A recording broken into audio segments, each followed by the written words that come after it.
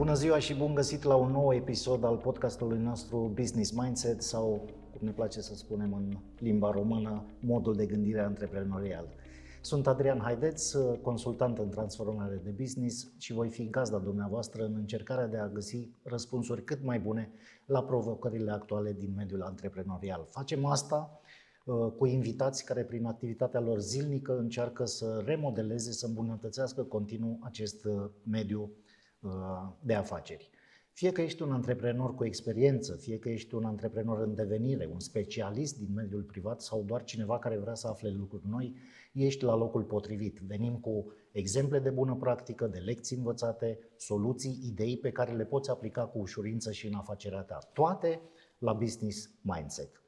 Vorbim în episodul de astăzi despre modul de a face afaceri zi de zi. Vorbim despre performanța zilnică a unei echipe. Și pentru această temă l-am invitat astăzi alături de noi pe Aurel Dumencu. Bună ziua, Aurel! Bună ziua, Adi! Mulțumim de acceptarea invitației noastre. Aurel este director regional în regiunea centru al firmei binecunoscute Autonom, soluția simplă pentru toate nevoile de mobilitate auto. Coordonează județele Brașov, Sibiu, Mureș, Bistrița, Harghita și Covasna. Iată, echipă destul de mare, numai dacă enumerăm toate aceste județe. Și o să încep cu o întrebare pe care am pus-o și într-un episod anterior atunci când vorbeam de îmbunătățirea continuă a proceselor. Și anume, cum știți voi la Autonom, la finalul unei zile, că a fost o zi bună sau mai puțin bună? Întâi felicitări pentru inițiativă, Adi, și mulțumesc mult de invitație. Fiecare angajat autonom din cei aproape 590 care sunt în momentul de față raportează zilnic activitatea făcută. Și pe aceste rapoarte sunt câțiva indicatori pe care îi vedem și care ne spun foarte clar cum ne-a fost, cât de bine, cât de reușit a fost ziua, fiecare zi de muncă. Hai să vedem ce categorie de indicatori urmăriți. Să începem oarecum cu începutul, pentru că la început de an ne facem un buget și fiecare agenție își face un plan pentru anul care urmează. Și acest plan este propus de fiecare agenție. Ele împreună, planurile fiecărei agenții dau planul general al companiei pe activitatea de rent. Este discutat acolo unde este prea curajos sau este prea puțin curajos și la final se ajunge la un plan general negociat. Discutat. Vreau să sar la o altă întrebare pe care o aveam în minte, pentru că acest proces îmi dă impresia de un bottom-up, adică vine de la agenție spre centru și nu neapărat vine de la centru spre agenție. De aia vorbeam de o negociere între agenții și centrul de top management, adică nu vine cineva de la centru și spune anul viitor trebuie să faceți atât. Așa este. E un traseu du-te vino.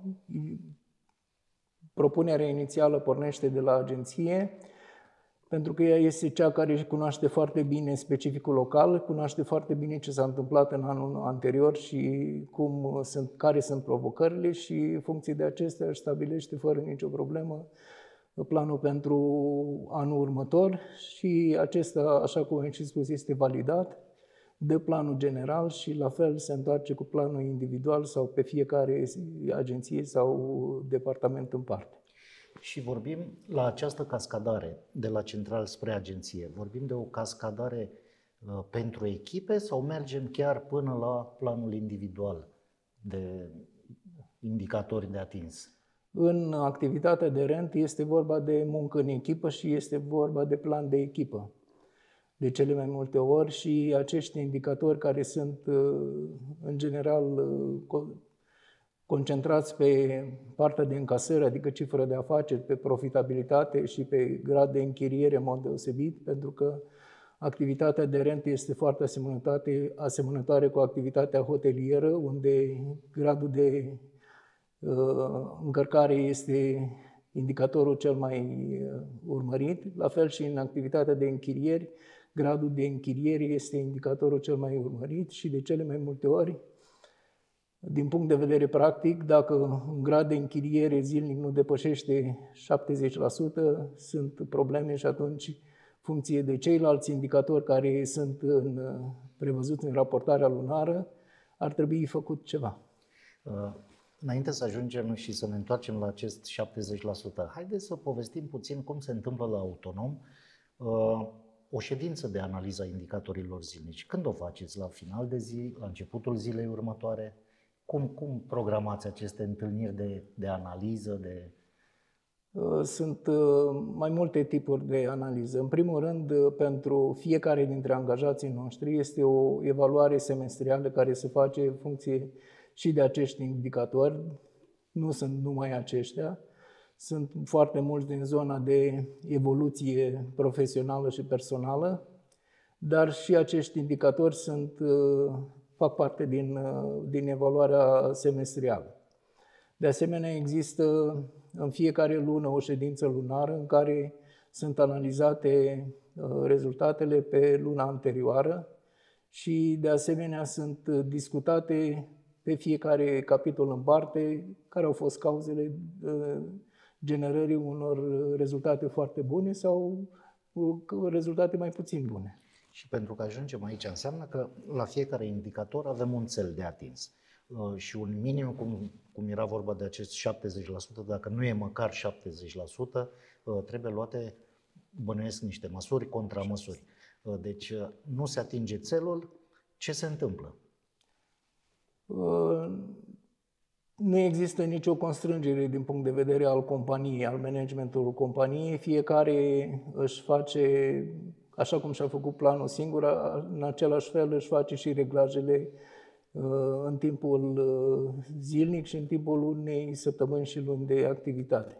În sensul că în rapoartele zilnice sunt câțiva indicatori extrași care pornesc de la gradul de închiriere, dar de asemenea mai sunt și cifre specifice activității noastre de rent, adică numărul de mașini care sunt închiriate, numărul de mașini care sunt în service, numărul de mașini care sunt de mai mult de 7 zile în service și acești indicatori, tariful mediu, și în baza acestor indicatori îți poți da foarte ușor seama unde este problema. Dacă numărul de mașini care sunt în service este prea mare, deci acolo este problema. Dacă tariful mediu zilnic rezultat este mic, atunci acolo poate fi problema. În general, avem informații zilnice vis-a-vis de acțiuni pe care le putem face pentru a îmbunătăți activitatea zilnică și indicatorii care nu sunt la nivelul de performanță planificați. Și să trecem puțin de la aceste țeluri individuale la țelurile de echipă. Cum se întâmplă acest lucru la Autonom atunci când o echipă întreagă trebuie să tragă pentru atingerea unui indicator și nu numai un angajat sau altul? Așa cum am și precizat, activitatea de închiriere este o activitate de echipă.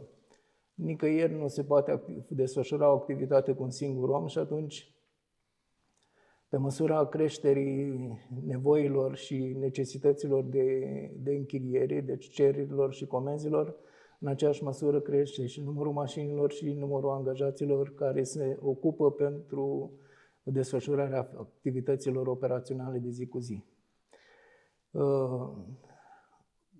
Rezultatul echipei este important pentru fiecare angajat, fiecare membru al echipei, deoarece de cele mai multe ori, la final de an, există și un profit sharing care se împarte cu fiecare angajat care a contribuit la rezultatul echipei și acest profit sharing este și el la rândul lui condiționat de îndeplinirea unui anumit procent, tot așa 70% din cifra de afaceri planificată și 70% din profitul planificat.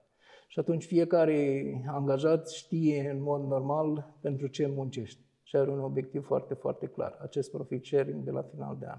Și spuneați că există și aceste evaluări trimestriale care nu țin doar de indicatori și de atingerea acestor indicatori, ci și de alte lucruri. Și asta mă duce cu gândul și la indicatorii calitativi, adică lucruri pe care nu le poți exprima în cifre. Dau un exemplu, am făcut 3 cursuri de perfecționare. Da? Deci nu înseamnă neapărat că făcând acele cursuri am adus niște bani, dar eu m-am dezvoltat și cu siguranță faptul că am făcut acele cursuri mă va ajuta să aduc un profit mai mare. Nu pot însă să-l cuantific. Există și asemenea indicatori calitativi, să spunem, de atins de către echipe? Există fără îndoială. Într-adevăr, viziunea noastră este că partea de rezultate financiare vine implicit odată ce satisfacția clientului și satisfacția angajatului este la nivel maxim. Și de aici pornește toată activitatea noastră. În afara indicatorilor de cifre care sunt în evaluarea unui angajat, sunt și alți indicatori care țin de una din valorile noastre, cea care se referă la evoluția zilnică. Și în partea aceasta de sarcini și care țin de cultura organizațională, fiecare angajat se angajează să citească o carte în fiecare zi și aceste cărți sunt notate și raportate de fiecare angajat și sunt discutate la evaluarea semestrială pe ideile principale și pe ideile care au avut impact asupra angajatului și a activității ulterioare de zi cu zi. De asemenea, fiecare angajat are sarcina recomandată de a face câte o propunere de inovare în fiecare lună. Inovare însemnând că o idee prin care astăzi fac lucrurile mai bine decât ieri și mâine le fac mai bine decât astăzi. Hai să dăm câteva exemple de idei bune de îmbunătățire venite din partea echipei, din partea angajaților, așa din cele mai spectaculoase, așa. Păi, în general, marea majoritate a angajaților noi vin cu ideea deja implementată de a pune brăduleți personalizați în fiecare mașină. Sunt parte de idei foarte interesante și, de asemenea, fiecare angajat prin programul nostru de personal are posibilitatea de a vedea toate ideile propuse de toți ceilalți colegi. Asta în dorința de a nu repeta ceea ce s-a propus și în dorința de a fi o sursă de a îmbunătăți ceea ce au propus ceilalți colegi. Am să-ți dau exemplu de ultima idee propusă de mie. Colegilor mei a fost să comemorăm persoanele care au decedat în urma accidentelor produse cu mașinile noastre, pentru că se întâmplă și astfel de lucruri și am avut și angajați, am avut și călători în mașinile noastre care au avut accidente și au decedat pe drumurile patriei și ne-am propus ca într-o anumită zi de sărbătoare să mergem la toate aceste locuri și să-i comemorăm și să aprindem o lumânare pentru toți cei care au fost implicați în astfel de incidente. Sper că n-aveți de umblat prea mult prin țară.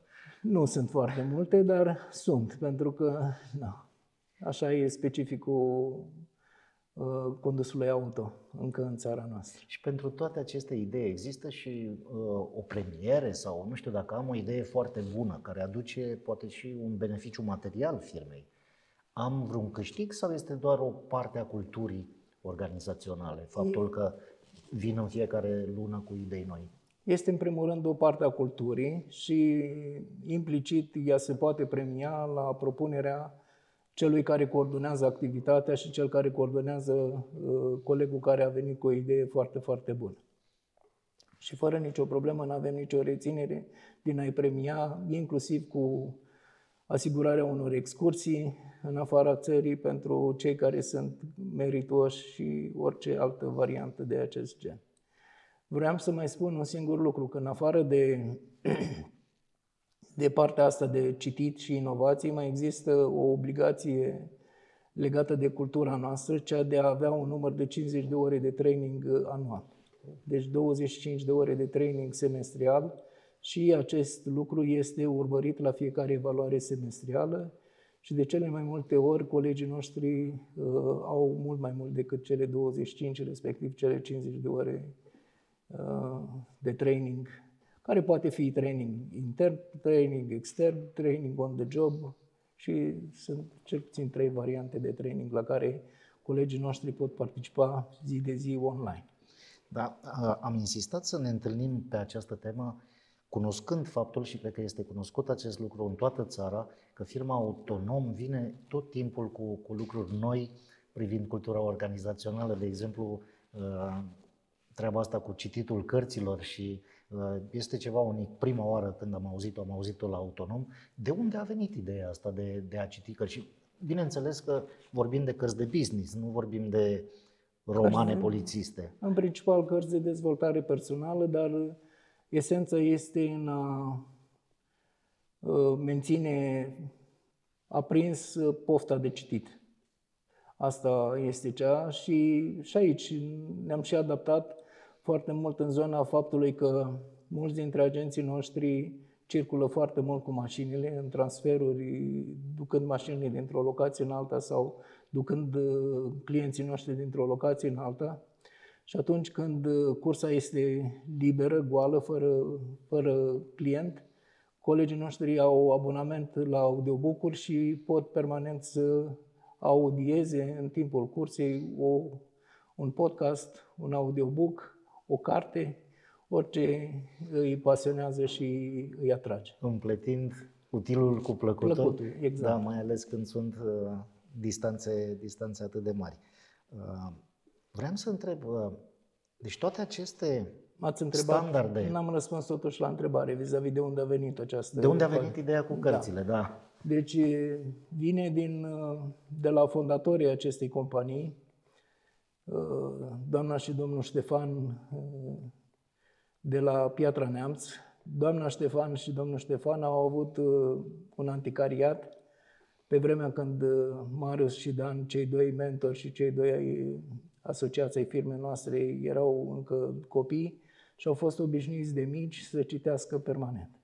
Și au prins această pasiune și prin intermediul ei și-au dat seama că este modalitatea cea mai simplă de a-ți dezvolta cunoașterea. Și atunci au și transmis-o tuturor angajaților din firma noastră. Eram curios să întreb impactul acesta cu modul de lucru din Autonom. Foarte serios, multe standarde, țeluri precise, urmărite zilnic. Cum vede un nou angajat toate aceste lucruri, care probabil în trecut unde a lucrat n-a fost obișnuit să se uite atât de des pe performanță zilnică? De curând am avut sesiuni de recrutare pentru colegii de la Sibiu și pot să vă spun că îi entuziasmează acest gen de cultură și mulți dintre ei visează la așa ceva și nici măcar nu cred că există în realitate o cultură de acest gen în care cititul, inovatul și trainingurile să fie stimulate zi de zi. Deci nu sunt și, hai să le zicem așa, mai puturoși să deschidă cartea sau să o asculte?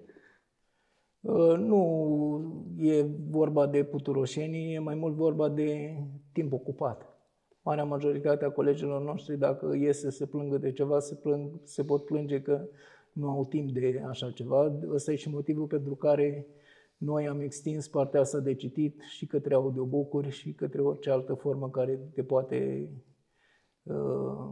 ajuta în domeniul respectiv. Și cum e? Aveți bibliotecă la birou? Fiecare agenție are câte o bibliotecă, sunt cel puțin 40-50 de cărți în biblioteca fiecărei agenții.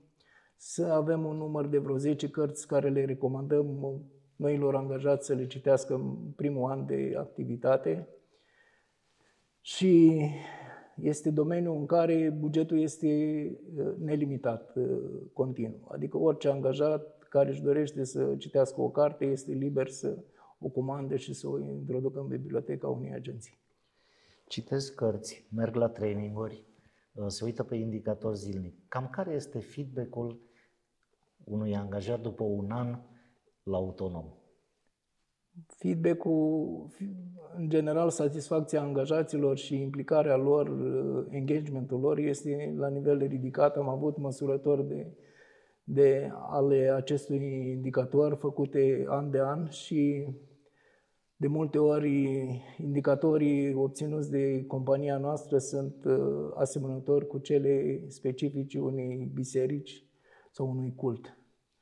Și asta dovedește că de la angajare și mergând pe toată cariera, și mă dau exemplu pe mine pentru că am 20 de ani de activitate în autonom, implicarea este continuă și pofta de a lucra în această companie nu se oprește niciodată. Am tot vorbit de indicatorii aceștia zilnici, de modul în care angajații încearcă să atingă țelurile fixate, atât zilnice cât și săptămânale, lunare, trimestriale și așa mai departe. Care ar fi pentru ei, din toată pleiada aceasta de indicatori, cea mai mare provocare anul acesta? Anul acesta, norma RCA a fost cea mai mare provocare pentru noi. Am să detaliez un pic de cum funcționează această normă RCA. Norma spune că orice asigurat RCA are dreptul să fie despăgubit cu toate cheltuielile, inclusiv cu mașină de înlocuire, atunci când mașina lui este implicată într-un incident în care el este nevinovat. Și toate aceste costuri ale incidentului sunt decontate de asiguratorul celui vinovat, de RCA-ul celui vinovat. Provocarea anul acesta a venit prin limitările introduse de guvern asupra acestei norme, în special în favoarea asiguratorului, în sensul că au fost limitate numărul de zile acordate la 30 de zile pentru un incident de acest gen și nu mai mult. Și în practică sunt dese cazurile în care numărul de zile depășește 30 de zile de indisponibilitate a mașinii, fie că este legată de întârzierea pieselor comandate, fie că este legată de disponibilitatea serviciului de a programa și de a interveni asupra unei mașini. Iar a doua limitare este cea legată de mașini deplasabile și nedeplasabile, în sensul că norma a fost limitată a fi aplicată doar la mașinile nedeplasabile. Și iarăși, din punctul acesta de vedere, s-a restrâns foarte mult, deci am avut pe acest an o scădere de vreo 10% pe tot ce a însemnat comenzi din zona asta de replacement pe norma RCA. Era predictibilă treaba asta? Nu era predictibilă. Doar pentru cei care au intuit că este an electoral ar fi putut să-și dea seama că vor veni niște beneficii în zona respectivă pentru asiguratoare. Și atunci, care ar fi contramăsura pentru următoarele 12 luni în această speță? Contramăsura e din zona speranței, că undeva de la începutul anului următor aceste limitări pe normă vor fi ridicate, pentru că se încheie și anul electoral și atunci lucrurile vor decurge normal, așa cum au decurs înainte, în favoarea păgubitului, în mod special asiguratului RCA. Foarte interesant. N-aș vrea să încheiem discuția noastră fără să amintim și de implicarea angajaților în activități care nu țin neapărat de indicatorii zilnici. Și știu că Autonom are și o fundație. Așa este. Dorința noastră este în mod deosebit de a întoarce în mediul economic din care ne extragem încasările și profitul, să întoarcem ceva în zona de învățământ. Și asta este modalitatea prin care noi am reușit și facem acest lucru prin fundația noastră, care se numește Fundația Autonom, și cu ajutorul ei, fiecare angajat al nostru are posibilitatea să culeagă din mediul economic, prin intermediul rudelor, prietenilor, cunoștințelor, un proiect în domeniul educațional. Acest proiect să-l dezbată în interiorul echipei, cu alte 3 proiecte asemănătoare. Echipa să decidă care este proiectul care doresc să-l susțină și pe acel proiect noi îl promovăm prin intermediul fundației. În momentul de față, proiectul care e de suflet al fundației și al colegilor noștri este proiectul Devino Autonom, prin care împrumutăm de la o clasă a 7-a, orele de 10 ore de dirigenție și mergem noi cu acest proiect de vino autonom și ținem lecții elevilor de clasa a 7-a.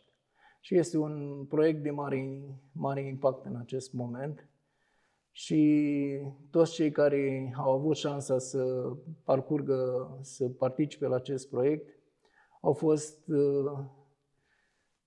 bine surprinși și plăcut impresionați. Avantajul pentru noi și dorința noastră este de implicarea colegilor, pentru că fiecare din colegii noștri au posibilitatea să participe și să predea o lecție din cele 10 pe care le acordăm și le înlocuim orele de dirigenție ale claselor de a 7-a. Practic, chiar dacă nu este explicit un indicator de performanță, este totuși ceva ce merge în direcția unui business sustenabil, merge în direcția reputației, merge în direcția responsabilității sociale și iată, vorbeam și înainte de acei indicatori calitativi care fac ca treburile să meargă bine, implicarea aceasta a angajaților aduce beneficii în cele din urmă și reputației și implicării sociale.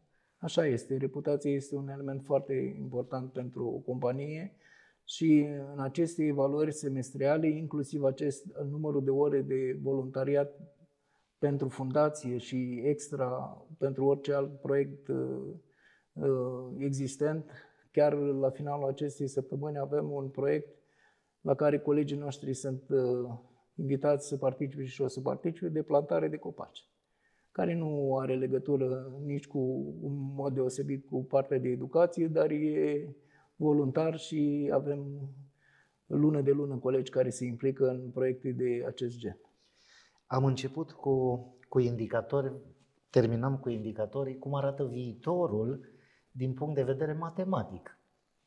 Negru pe alb, indicatori de performanță. Ce își dorește sau ce strategie a adoptat Autonom pentru viitoarele 12 luni? Pentru noi, viitorul arată provocator. Anul 2025 probabil va fi unul dintre cei mai provocatori ani din punct de vedere economic. Avem planuri îndrăznețe, ne dorim să ne creștem business-ul măcar cu 30% din punct de vedere al cifrei de afaceri. Avem deja un plan pentru flotă făcut din luna august a anului 2024, în care ne-am planificat ce mașini cumpărăm în anul 2025 și această flotă este baza indicatorilor pe care i-am prognozat pentru 2025. Și care au fost deja cascadați și fiecare echipă își cunoaște țelurile, atât anuale, cât și trimestriale, cât și zilnice. Așa este. Toată lumea și toate aceste planificări și toate rezultatele fiecarei luni sunt transmise către toți angajații. Deci fiecare angajat vede transparent rezultatele pentru care a muncit în luna anterioară. A fost Aurel Dumencu, director regional Regiunea Centru Autonom, cu foarte multe informații interesante privind performanța zilnică, privind analiza activității zilnice și măsurile de îndreptare atunci când este cazul. Mulțumim că ați fost împreună cu noi la Business Mindset. Nu uitați că orice idee bună vine dintr-o simplă conversație și cu un mod de gândire adecvat, orice idee poate fi transformată apoi ușor în realitate. Sunteți la Business Mindset. Mulțumim!